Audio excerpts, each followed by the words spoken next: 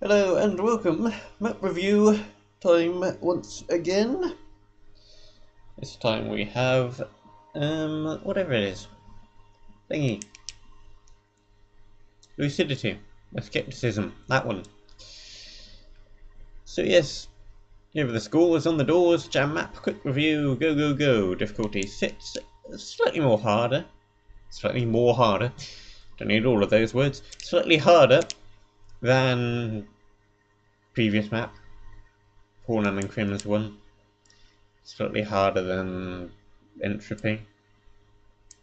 So it gets a 6 instead of a 5. Length is 3, bit longer as well than the previous one.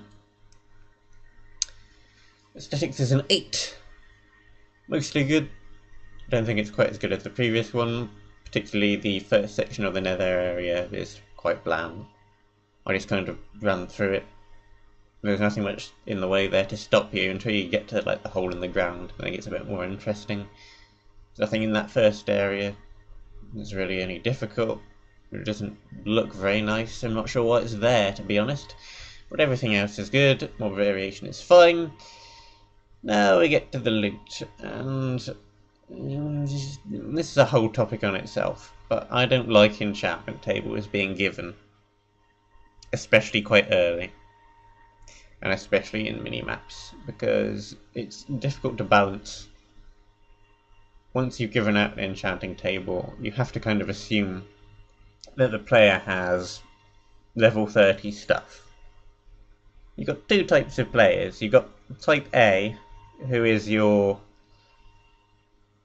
TJ, who runs through everything and gets the loot from the chests and doesn't bother with all of the side paths and goes through with pretty much what you expect the player to have at any given time, and they'll have standard stuff. And then you've got type B, who is your Zisto, who goes through and converts every single spawner in the map into a grinder and isn't afraid to sit there and grind for hours. The kind of person who in Ragecraft 2, instead of setting up their base in the Nexus, decides, screw this, I'm gonna collect a whole bunch of blocks and build my own base outside of the front door for no reason other than it's original. And I don't want to do what everybody else is doing. And both of those methods are perfectly fine. This is an open game, a very open genre in a very open game. You can do whatever you like. But that makes balancing difficult, especially when you're given stuff like anvils, kind of unavoidable when you have enchanted books, but enchanted tables especially, it breaks balance completely. Because you've got to assume some people are going to be running through with what you give them. I don't know, leather armour. And then basic enchants, protection 1, 2, blah blah blah. Then you give out the enchanting table. And some people are going to suddenly have protection 3 and breaking 3 on each piece of their leather armour. And they've also ground some iron boots, which they've also got. And bleh.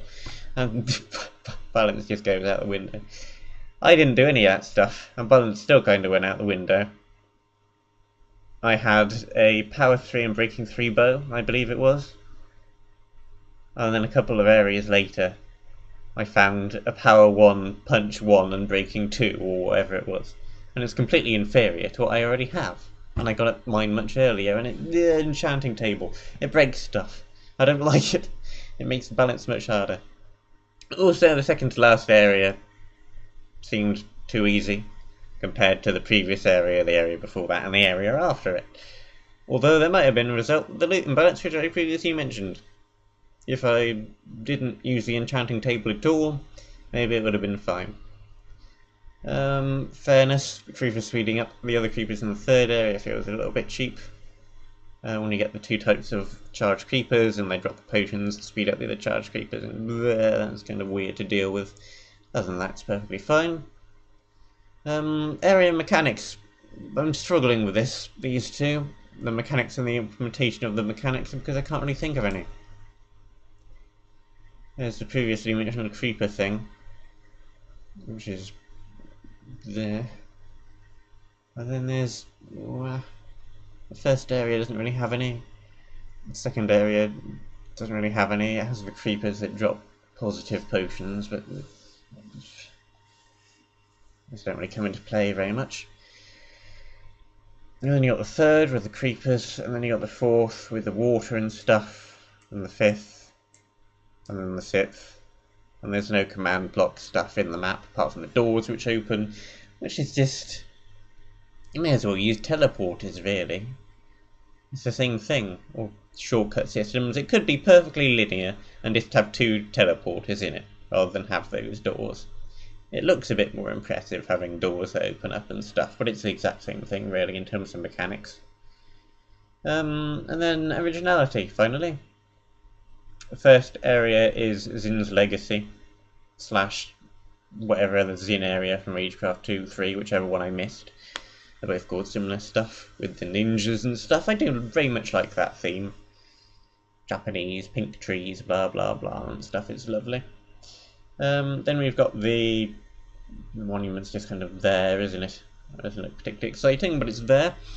Then we've got second area. It's okay, there's some crystally trees and stuff, it's still fine. Third area is good. You've got the mushrooms and the creepers and the electric thing. Electric creeper mushroom seems to be a thing for some reason. It's not the first time I've seen that kind of thing at all.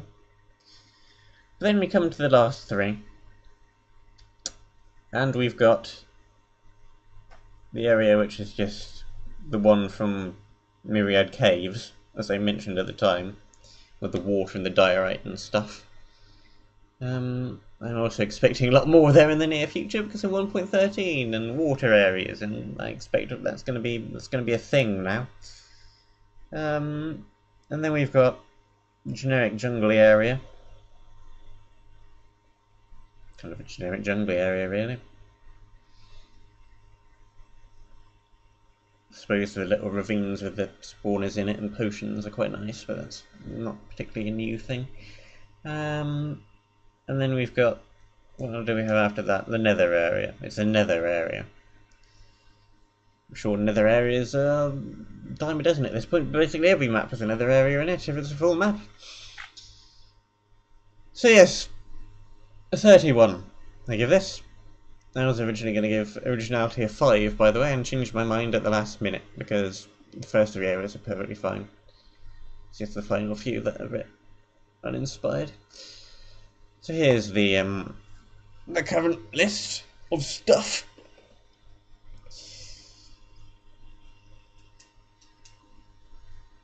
We're not doing too bad. 31.